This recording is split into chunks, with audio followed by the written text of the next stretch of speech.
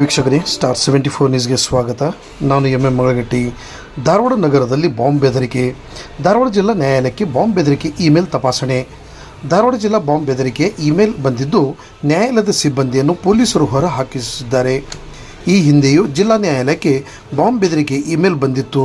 ಈಗ ಮತ್ತೊಮ್ಮೆ ಬಾಂಬ್ ಬೆದರಿಕೆಯ ಸಂದೇಶ ಬಂದಿದ್ದು ಕೋರ್ಟ್ ಕಲಾಪವನ್ನು ಸ್ಥಗಿತಗೊಳಿಸಿ ಕೋರ್ಟ್ ಸಿಬ್ಬಂದಿಯನ್ನು ಹೊರಗಡೆ ಕಳುಹಿಸಿ ಪೊಲೀಸರು ಹಾಗೂ ಬಾಂಬ್ ನಿಷ್ಕ್ರಿಯ ದಳದವರು ತಪಾಸಣೆ ನಡೆಸಿದ್ದಾರೆ.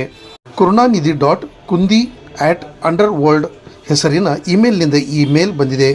ನಿಮ್ಮ ನ್ಯಾಯಾಲಯದಲ್ಲಿ ಮಧ್ಯಾಹ್ನ 2 ಗಂಟೆಯಿಂದ 22:23 ವಾಯು ಗುಂಡುಗಳು ಸ್ಫೋಟಗೊಳ್ಳಲಿವೆ. ನಿನ್ನೆ ನಡೆದಿದ್ದು ಒಂದು ಪರೀಕ್ಷೆ ಪ್ರಯತ್ನ. ಇಂದು ನಡೆಯುವುದು ನಿಜ ಎಂದು ಇಮೇಲ್ನಲ್ಲಿ ತಿಳಿಸಲಾಗಿದೆ. ಸದ್ಯ ಧಾರವಾಡ ಜಿಲ್ಲಾ ನ್ಯಾಯಾಲಯದ ಸುತ್ತಮುತ್ತ ಬಿಗಿ ಭದ್ರತೆ ನೀಡಲಾಗಿದ್ದು